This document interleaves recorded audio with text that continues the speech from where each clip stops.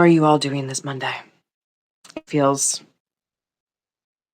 energetically different than it has these past few weeks. So, curious how you are doing and what is going on in your world.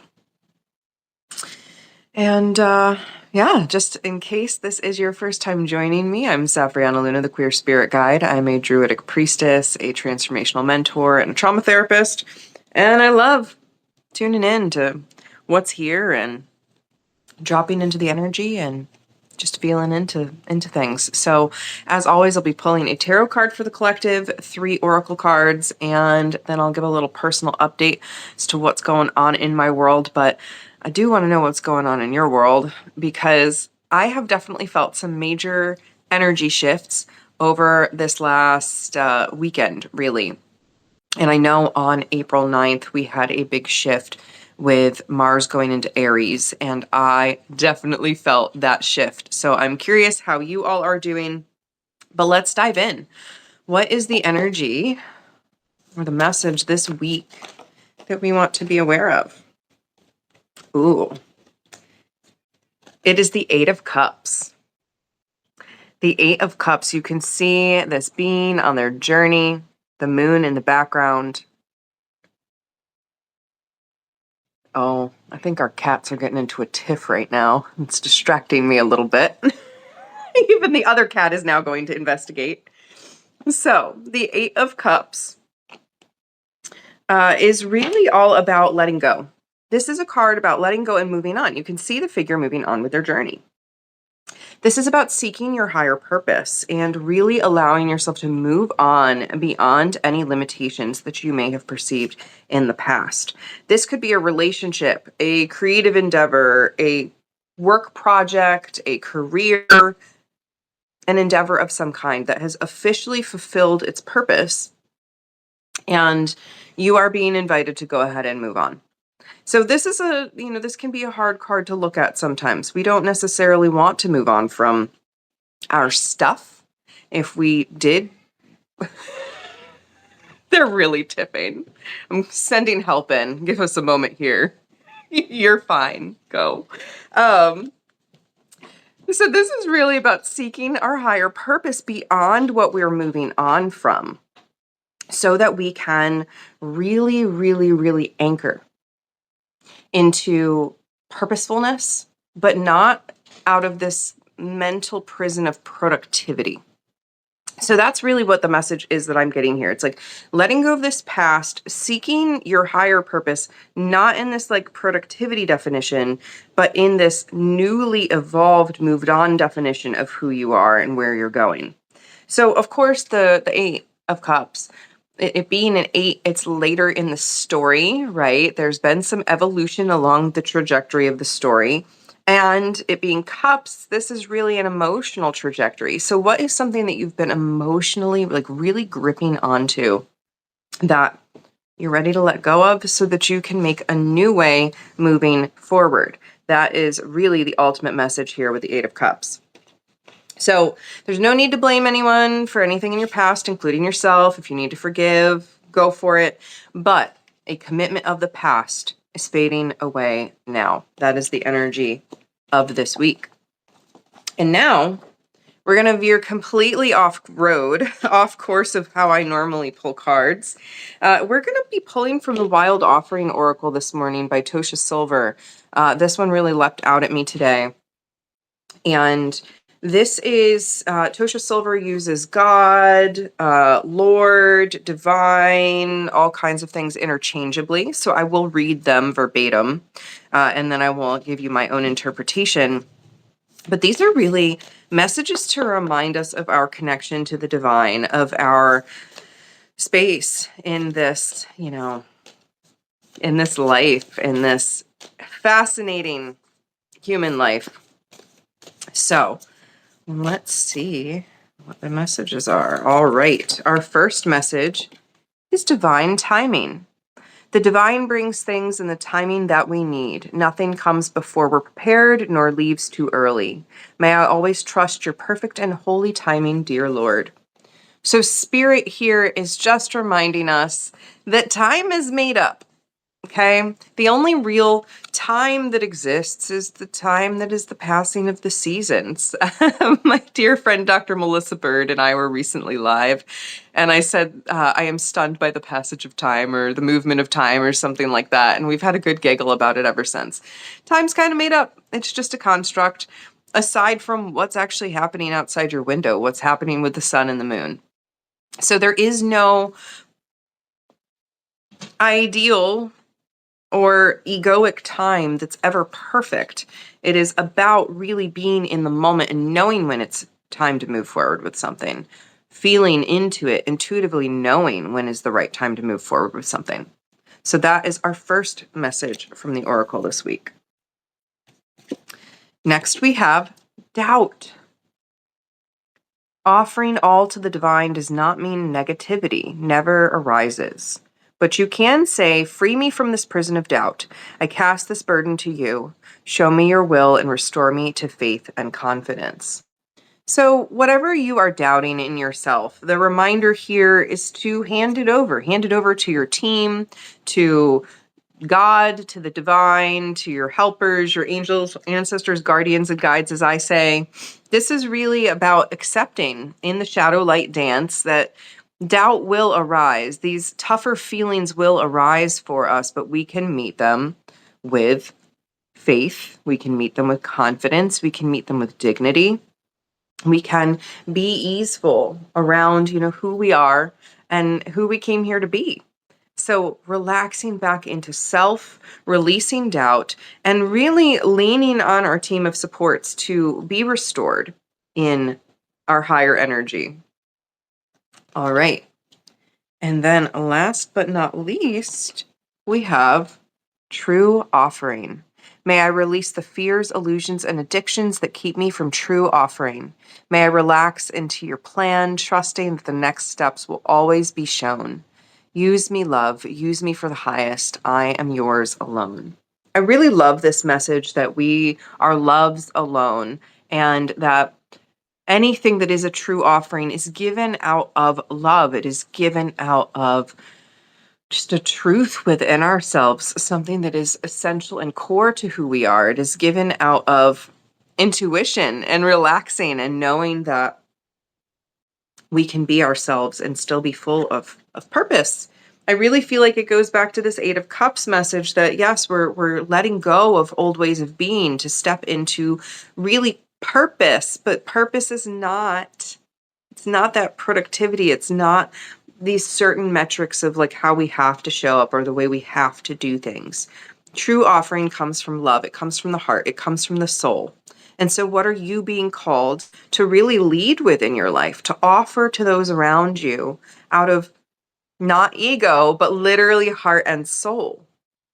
So let's recap our messages here. I think they're really lovely. We have the Eight of Cups. This is really saying it's time to let go.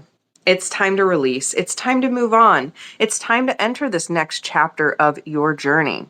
All of these cups sitting here in this pool, as you move on, this is sort of the emotional history, the story of all of that you've carried.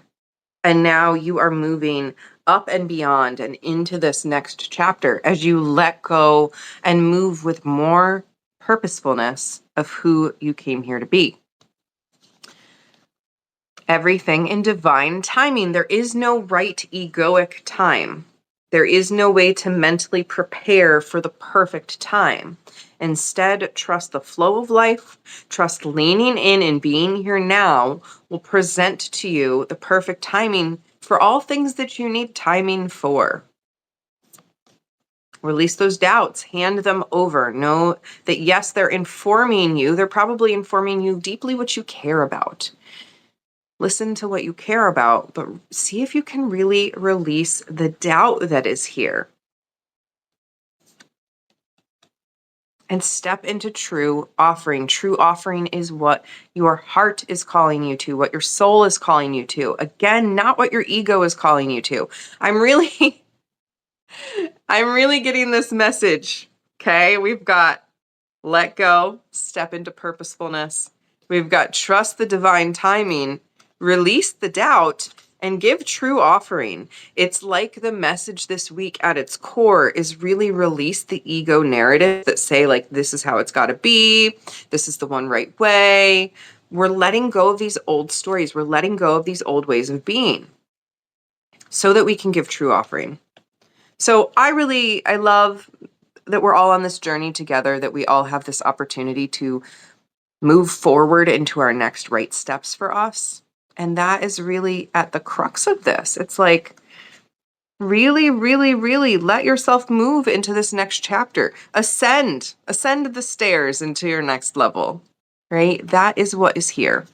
So I love the messages for today. I think they're very powerful. I think that these are all great reminders that like the ego keeps playing tricks on us. And yes, the ego is here to protect us. It's here to help us be and interface as humans. But there's a lot of distorted ego stuff that gets in the way. And, ego says stuff about time. Ego absolutely brings up doubt. And ego absolutely tries to think of the best way to like give in the world. Often more out of that productive capitalistic measure than actually what's true to our heart and soul. So sit with these messages and see what comes up for you this week. I'm so curious. And as always, please feel free to share. Let me know what's going on in your world, whether here in a comment or a DM. I'm always happy to hear from you. So, all right. That is our tarot and our oracle. Now for the tea. I am drinking a cherry green tea today. It's fascinating. I'm not sure how I feel about it, but another local tea from the local tea place. So let's see what is new and going on in my world. I know I've shared a little bit recently that, post Park House sale, I was feeling really, really depressed. And with the Aries energy coming in, Mars going into Aries, with a lot of these transitions, like I've felt a liberating energy slowly starting to come through, but it has certainly not been smooth sailing. But as of the 9th, when Mars went into Aries, I definitely felt an energetic shift. Like I woke up that morning feeling really like something had started to thaw in a way. And I guess that makes sense for depression, right? Depression is sort of being frozen. It's being chilled to the bone in a way. And I felt heat coming back. I felt warmth in my body, even in a way that I hadn't, and this sort of revitalized energy. And I have been doing a lot of personal spiritual work over the weekend and since the transition with Mars, of just doing this liberation and releasing work. So I really loved the 8 of Cups this week. It was very affirming for me. It's just like a keep going, keep letting go of what you need to let go of and stepping into this sort of next level of soul-aligned purpose, right? If you've been following along with me for a while, soul-aligned purpose and soul-aligned businesses and soul-aligned lives really is what I'm all about. Because we do come in with this lovely little blueprint that tells us so much about ourselves and our gifts. And that's where we want to operate in the world from, not from sort of this traditional pushed education of how we be good little American citizens. That was my upbringing, right? So how were you taught to show up and reduce yourself in certain ways? I feel like that is really the work that we're in, is in the midst of liberating those things. So as I come out of this thaw, as I emerge, I'm sort of playing with, what's next. And I think I shared last week that Barb Pritchard is doing my website, and it's over 50% done now. And I'm just very excited to reveal that. But it's also this simplification process. When I look on the back end of my current website, it has ballooned in an unbelievable way. Like, you would not believe how many photos, how many invisible pages, how many things have just bloated up the back end of that website, because I've been in this, I need to hold on to everything. Of course, I was designing my own brand as Safrianna, but then I also had Living Luna. And there were just so many pieces that were sort of cookie cutter shoved into this back end of my website, and it's going to be good to have like a complete fresh start and to really be focused on what do I need to share, what is mine to share, what are the programs, the offers, the opportunities that I want people to know about, and like what are the messages that I need to share. So I'm excited for that. I think it's going to really help me settle into this next era, because I'm going to feel that energetic communication of who I am in a different way. So I can't wait to show you all the branding, all the website, all the colors and the fonts and all that fun stuff, because I think it's really fun. But I've been kind of in a lull with my book. I got the first chapter and a half written, and then I kind of got in my head. And I was really trying to push through the depression because I was trying to write like right after the house sold. And I was like really in this sort of push through mode, and like, you wanted to write in March, so write in March. So I did write in March. I didn't get very far.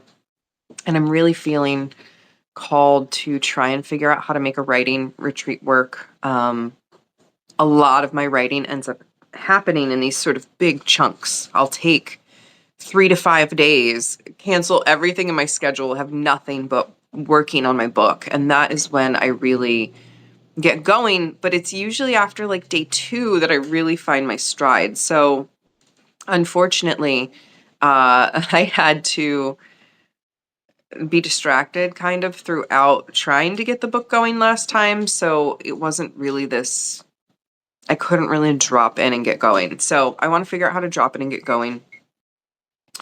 But other than that, I have been doing writing. I've really been enjoying the Midweek Museletter. So we're at number 4 now. I'll be 5 this week.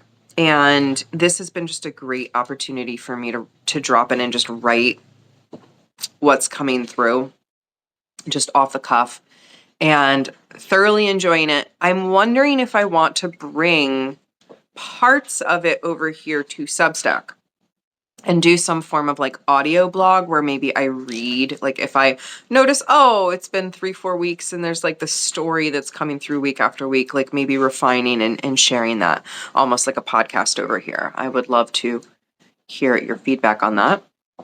I want to make sure that I'm giving as much value as possible in sharing all of these things. So I did work on a poem. So I've been doing the Midweek Museletter, and I've been working on poetry again. I'm writing a brand new poem for Take Back the Night. So if you are local to the Frederick area, and oh yay, I'll consider that then. Yeah, doing the little audio drop blog style thing, because it feels like it could be fun. But if you are local to the Frederick, Maryland area, I will be speaking at an event next week. It's called Take Back the Night. If you want any more details, feel free to let me know. But I'm currently actively working on a brand new poem for that, because I want something that's on theme.